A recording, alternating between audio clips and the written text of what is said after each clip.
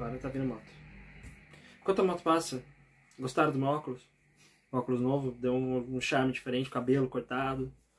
Outra pessoa, né? Agora só falta tirar a barba pra voltar a ter 20 anos, que é a minha idade real. Oi pra você que tá assistindo aqui ao nosso canal 5 Tons. Hoje a gente vai falar de uma série que tem sido bastante esperada, né, pelo público brasileiro em específico, que é a série Elise Matsunaga Era Uma Vez Um Crime.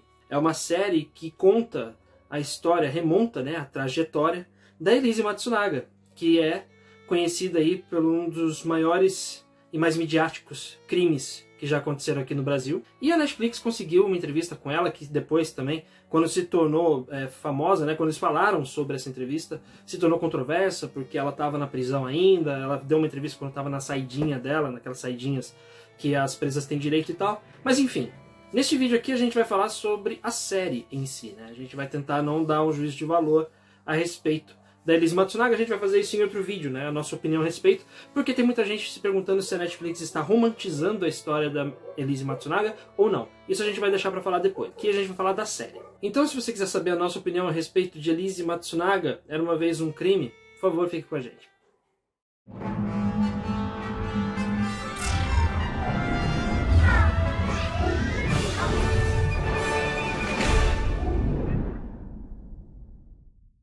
Antes de começar, queria pedir para você que está aqui assistindo ao nosso canal, para você se inscrever. Também queria pedir para você clicar no sininho para receber as notificações dos vídeos novos. E, se possível, também seguir a gente no Instagram. A gente está lá no @canal 5 Tons. Uma rápida recapitulação a respeito da história de Elise Matsunaga. Se você não estava, né, no Brasil, ou você era pequeno demais, vai saber. Para entender o que estava acontecendo no dia 20 de maio de 2012, a gente vai explicar para você rapidamente. A Elise Matsunaga, ela era casada com um cara chamado Marcos Matsunaga, que era herdeiro da Yoki, aquela fábrica de comida, né? Você deve conhecer a da farofa, tem vários produtos, né, da Yoki. E ele foi morto, né, com um tiro a queima-roupa na cabeça, e depois ele foi esquartejado e tirado do apartamento onde ele vivia com a mulher dele, dentro de malas, né? Teve toda a descoberta e tal, ela foi presa, foi condenada e, enfim, foi um bafafá. Foi uma coisa assim que movimentou bastante aquele ano. O ano de 2012 foi um ano estranho, rapaz, foi um ano complicado, e não foi porque o mundo ia acabar, porque estava todo mundo dizendo que ia acabar e não acabou, né? Tá acabando agora, só inverteu, era 12 a 21 na verdade. Mas, no fim das contas, o assassinato, né, e a prisão e até o próprio julgamento da Elise Matsunaga foram um dos grandes eventos midiáticos daquela época, e se tornou também, né, depois, um dos julgamentos mais longos que já aconteceram na justiça brasileira. Ela foi condenada, como você sabe. Enfim, nesses 4 episódios desta série, né, essa minissérie que a gente pode chamar assim, de crime real, que é uma coisa que está em voga aqui no Brasil, depois principalmente do caso Evandro, a gente tem uma reconstituição da história da Elise Matsunaga e a gente meio que entende quais foram as motivações que ela teve, no caso, para poder tomar a decisão de cometer esse crime, né? A série meio que humaniza a Elise Matsunaga, que durante muitos anos aqui no Brasil foi vista como um monstro, né? Um monstro sem piedade, sem coração.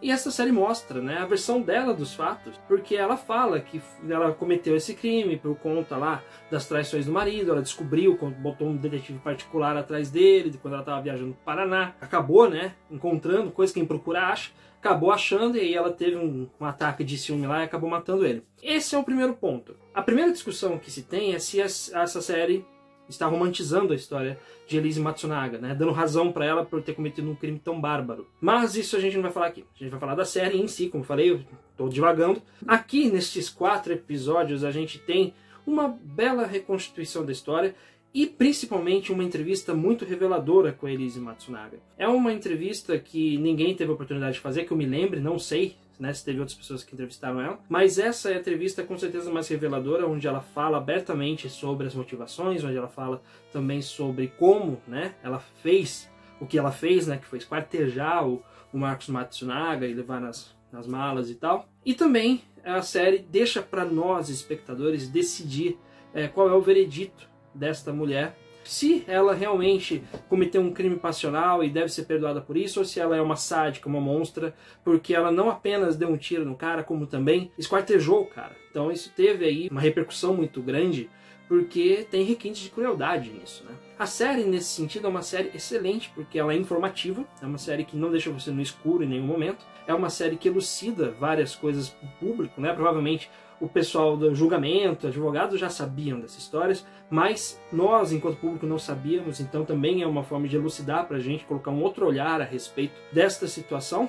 E também relembra aí um dos grandes casos de crime real no Brasil, que estava realmente demorando para ter uma série a respeito da Elise Matsunaga e do crime que ela cometeu. Como eu falei, o caso Evandro se tornou uma referência no começo desse ano, nem no começo, foi agora há pouco. O caso Evandro, ele acabou fazendo com que as outras operadoras tivessem vontade de explorar os crimes reais que aconteceram no Brasil, e teve vários crimes bizarros aqui no Brasil. O próprio caso Evandro, a gente falou aqui, foi uma coisa extremamente bizarra que aconteceu aqui no país. Elise Matsunaga é um dos outros casos também. Já a Suzane von Richthofen, né, ela não vai ganhar uma série documental, vai ganhar um filme, que é aquele que está estrelado pela Carla Dias, ainda não estreou por causa da pandemia. São 2 filmes, 2 lados diferentes e tal, mas isso é uma outra história. Nesta série o que a gente tem é isto: informação, reconstituição e um depoimento revelador. Eu acho que isso por si só já é o suficiente para despertar a curiosidade de quem gosta desse tipo de material. E tem muita gente que gosta desse tipo de material.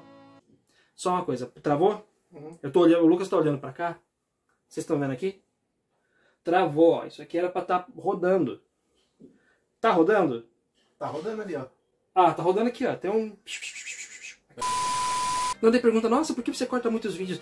Porque a gente fica falando essas piadas, fazendo essas besteiras aqui, e aí é isso que acontece, a gente quebra o pensamento, né? A gente tá falando de um negócio sério aqui, e do nada, vou botar uma piada. Mas tá, só pra encerrar então, assista essa série, é uma série extremamente informativa, pra quem era daquela época e acompanhou nos noticiários, vai ser muito bom, né, pra você relembrar e também conseguir mais alguns detalhes a respeito da situação que não se tinha naquela época e não se tinha até agora. E se você é uma pessoa que gosta desse tipo de série e nunca tinha ouvido falar de Elise Matsunaga e desse crime, é uma oportunidade para você conhecer o quanto tem coisa bizarra no Brasil. Quantas coisas acontecem que a gente fica meio sem ter como reagir, né? Porque foi, como o Lucas falou no começo do vídeo, um bafafá. Em 2012 só se falava disso. Vai fazer 10 anos agora. Fora as piadas, né? Que claro, eu não vou fazer. Não, a gente não vai fazer em respeito, evidentemente, a família do Marcos Matsunaga, mas tem piada pra caramba, vocês sabem. Quem viveu, sabe. Começo de Facebook no Brasil, enfim, tinha um monte de piada. Enfim, é isso, pra nós é 5 estrelas, como sempre numa série documental, ainda mais brasileira, 5 estrelas você precisa assistir,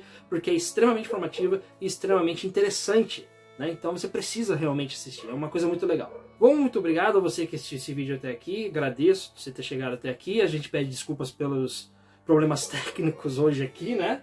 Ó. Difícil, às vezes acontece nas melhores famílias. Os melhores canais, acontece mesmo. Tudo bem. Quando você chama o técnico da internet, 2 dias depois a internet para de novo. Né? Qual é a operadora? Net. Claro. Eu vou chamar a Tula Luana, não vai ter jeito, infelizmente. A defensora dos consumidores. É pra terminar? Então tá bom, obrigado de novo e a gente se vê.